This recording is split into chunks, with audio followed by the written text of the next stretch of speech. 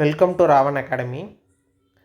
நம்ம இப்போ RRB என்டிபிசியோட exam date வந்து எப்போ வரலாம் அப்படிங்கிறத வந்து கொஞ்சம் அதை பற்றி டிஸ்கஸ் பண்ணலாம். இப்போ ஃபஸ்ட்டு வந்து பார்த்திங்கன்னா, இப்போ ரீசெண்டாக வந்துட்டு பேராமெடிக்கல் எக்ஸாம்ஸ் இப்போ தான் முடிஞ்சிருந்துச்சு. April 28 to April 30 வந்து பேராமெடிக்கல் எக்ஸாம்ஸ் வந்து இப்போ முடிஞ்சிருக்கு. அதே மாதிரி RRB ALP CBT2 already cancel ஆகிருந்துச்சு. எல்லாருமே பார்த்துருந்துருப்போம். ஓல்டு எக்ஸாம் வந்து கேன்சல் பண்ணியிருந்தாங்கன்னு சொல்லி ஆல்ரெடி நியூஸில் 1 month பிஃபோர்லாம் ரொம்ப வைரல் ஆகிட்டு இருந்துச்சு. ஸோ அந்த எக்ஸாம்ஸ் வந்து இப்போ புதுசாக வந்திருக்க எக்ஸாம்ஸ் வந்து May 2 and May 6 வந்து அந்த எக்ஸாம்ஸ் வந்து கண்டக்ட் பண்ணுறாங்க. அதுக்கப்புறம் வந்துட்டு அதேமாதிரி April 22 ஜேஇயில் நடந்த CBT2 எக்ஸாம்ஸுமே வந்து கேன்சல் பண்ணியிருந்தாங்க, செகண்ட் ஷிஃப்ட்டு மட்டும். ஸோ ஃபஸ்ட்டு ஷிஃப்ட்டில் கேட்டிருந்த அதே இது கொஞ்சம் நிறையா கொஷின்ஸ் ரிப்பீட் ஆகிருந்ததுன்னு சொல்லி அதில் உள்ள செகண்ட் ஷிஃப்ட்டை மட்டும் கேன்சல் பண்ணியிருந்திருக்காங்க. ஸோ இது ரெண்டுக்கு அப்புறம் வந்துட்டு நோட்டிஃபிகேஷன் படி பார்த்திங்கன்னா, கண்டிப்பாக வந்துட்டு ஆர்ஆர்பி என்டிபிசி கிராஜுவேட் போஸ்ட் தான் ஃபஸ்ட்டு கண்டக்ட் பண்ணணும். ஸோ என்டிபிசி கிராஜுவேட் போஸ்ட்னால் level 5 and 6 போஸ்ட் வந்து ஃபஸ்ட்டு கண்டக்ட் பண்ணணும். ஸோ இப்போ இதுக்குரிய எக்ஸாம் டேட் வந்து எப்போ இருக்குன்னா, இப்போ ஆல்ரெடி இப்போவே வந்து May 2nd week ஆயிடுச்சு. ஸோ இப்போ வந்துட்டு நமக்கு எக்ஸாம் நோட்டிஃபிகேஷன் வந்தால் June 1st வந்து கண்டக்ட் பண்ணுற மாதிரி இருக்கணும். ஸோ இப்போ வரைக்கும் இன்னும் நோட்டிஃபிகேஷன் ஒன்றும் வரல. எக்ஸாம் சிட்டி நோட்டிஃபிகேஷன் இன்னும் வரல. ஸோ அரௌண்ட் வந்துட்டு நமக்கு வந்து எப்போ என்டிபிசி எக்ஸாம்ஸ் வந்து எப்போ இருக்கலாம்னு பார்த்திங்கன்னா, ஒரு ஜூன் மிட்டில் இருக்கலாம். மிட் வீக்கில் இல்லைனா ஜூன் லாஸ்ட்டில் போகிறது கூட சான்சஸ் இருக்கும். அதே மாதிரி அண்டர் கிராஜுவேட் ஃபஸ்ட்டு கிராஜுவேட் போஸ்ட்டே வந்து ஒரு 30 to 50 days கூட நடத்தலாம். ஒரு 2 months கூட நடத்தலாம். ஸோ அது நடந்து முடிஞ்சிடுச்சுன்னா அதுக்கப்புறம் வந்துட்டு அண்டர் கிராஜுவேட் போஸ்ட் நடத்துவாங்க. இது வந்து level 5 and 6, அடுத்து level 2 and 3. இது கரெக்டாக கிராஜுவேட் போஸ்ட் முடிஞ்ச உடனே அடுத்து அப்படியே அண்டர் கிராஜுவேட் போஸ்ட் வந்து எக்ஸாம்ஸ் வந்து நடத்த ஆரம்பிச்சிடுவாங்க. ஸோ அதே மாதிரி இன்னும் வேறு என்ன இதுன்னா, எக்ஸாம் சிட்டி நோட்டிஃபிகேஷன் ஃபஸ்ட்டு வரணும். ஸோ எக்ஸாம் சிட்டி நோட்டிஃபிகேஷன் வந்துருச்சுன்னா கிட்டத்தட்ட எக்ஸாம்ஸு வர மாதிரி, கிட்டத்தட்ட ரொம்ப கிட்ட வந்துட்டோம் அப்படிங்கிற மாதிரி. அது எப்போ வரும்னா ஒரு 14 days பிஃபோர் வந்துட்டு வரும். ஸோ 2 weeks பிஃபோர் வந்து டக்குன்னு வந்து எக்ஸாம் நோட்டிஃபிகேஷன் வந்து வர மாதிரி வந்துடும். அதுமாதிரி எக்ஸாம் கால் லெட்டர் வந்து எப்போ வர மாதிரி இருக்குன்னா, ஒரு 4 days பிஃபோர் வந்து கால் லெட்டர் வந்து டவுன்லோட் பண்ணுற மாதிரி வரும்.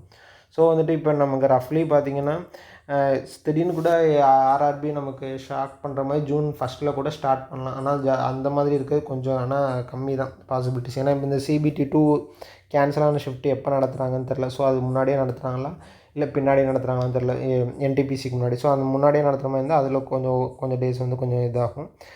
எப்படி பார்த்தாலுமே நமக்கு வந்துட்டு இன்னும் எக்ஸாம்ஸ்க்கு வந்து ஒரு 30 to 50 days தான் இருக்கும். ஸோ வந்துட்டு நீங்கள் ப்ரிப்ரேஷன் ஸ்டார்ட் பண்ணுற மாதிரி ப்ரிப்ரேஷன் பண்ணிட்டு இருந்தீங்கன்னா, கொஞ்சம் ப்ரிப்ரேஷனை வந்து நல்லா பூஸ்ட் பண்ணிடுங்க. நார்மலாக இருக்கிறதோட டபுள் த டைம் வந்து எஃபர்ட் போட்டுருங்க. அதேமாதிரி இப்போ டைப்பிங்லாம் இந்த ஒரு 1 month வந்துட்டு ஃபுல்லாக இது பண்ணிட்டு ஃபுல்லாகவே எக்ஸாம்ஸ் வந்து கிளியர் பண்ணணும் அப்படிங்கிற மாதிரி பார்க்க ஆரம்பிச்சிங்க. ஏன்னா இதுக்கப்புறம் வந்துட்டு நமக்கு CBT2 1 கிளியர் பண்ணியிருந்தால் தான் அடுத்து CBT2க்குரிய யூஸ். இந்த 30 days வந்து கொஞ்சம் மேக்ஸிமைஸ்டாக எவ்வளோ எஃபர்ட் போட முடியுமோ போட்டுருங்க. ஒரு சிலர்லாம் பார்த்தீங்கன்னா தெரியும், ஸ்டார்டிங்கில் கொஞ்சம் படிக்காமல் அது மாதிரி இருப்பாங்க. எக்ஸாமுக்கு ஒரு 1 month 2 month வந்து நல்லா எஃபர்ட் போட்டு நல்லா இது பண்ணுற மாதிரி இருப்பாங்க. ஸோ அந்த மாதிரி நம்மளும் வந்துட்டு நார்மலாக நீங்கள் முன்னாடியே வந்து படிச்சுட்டு இருந்தீங்கன்னா, அந்த 30 days இன்னமும் டபுள் த எஃபர்ட் போடுற மாதிரி போட்டு எப்படியா எக்ஸாம்ஸ் கிளியர் பண்ணிடுங்க. அதே மாதிரி இது நமக்கு வந்து ஆனால் அடுத்தடுத்து ஆப்பர்ச்சுனிட்டிஸ் இருக்கும். இப்போ level 5 and level 6 தான் ஃபஸ்ட்டு எக்ஸாம்ஸ் இருக்கும். ஸோ இதுக்குமே level 2 and 3க்குமே வந்துட்டு ஒரு 50 days 60 days கேப் இருக்கும். அடுத்து ஒரு குரூப் டி இருக்கும். ஸோ அதுக்குமே ஒரு 60 days அது மாதிரி கேப் இருக்கும். ஸோ ஆனால் நம்ம அதை வந்து நம்ம மைண்டில் வந்து திங்க் பண்ணக்கூடாது. ஃபஸ்ட்டு level 5 and 6 நீங்கள் ப்ரிப்பேர் பண்ணுறீங்கன்னா level 5 and 6லேயே CBT1லேயே வந்துட்டு நம்ம நல்லா அதிகமாக மார்க் ஸ்கோர் பண்ணிடணும் அப்படிங்கிற மாதிரி நினச்சிங்க. ஸோ அந்த மாதிரி மார்க் ஸ்கோர் பண்ணிட்டீங்கன்னா உங்களுக்கு அதுவே வந்து CBT2க்குலாம் வந்துட்டு ஹெல்ப்ஃபுல்லாக இருக்கும். level 2 and 3 அடுத்தடுத்து வர எல்லா எக்ஸாம்ஸுமே நல்லா பண்ணிடலாம். ஸோ அந்த மாதிரி எப்போவுமே மைண்ட் செட் வச்சுருங்க. ஃபஸ்ட்டே வந்துட்டு கிராஜுவேட் போஸ்ட் level 5 and 6 எழுதுறப்ப அதே வந்து ஃபுல்லாக கிளியர் பண்ணிவிட்டு போயிடணும் அப்படிங்கிற மாதிரி இது பண்ணிடுங்க.